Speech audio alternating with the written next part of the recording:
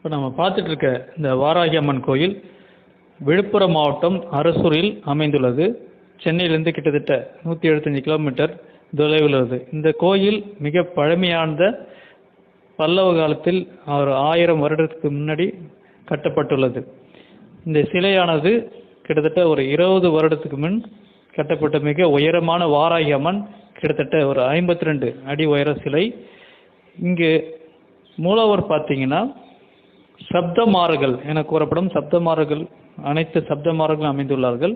அதில் வாராகி அம்மனுக்கு தனி ஒரு பிரசித்தி பெற்ற ஒரு சிலையை அமைத்து இந்த ஊர் மக்கள் வணங்கி வரார்கள்.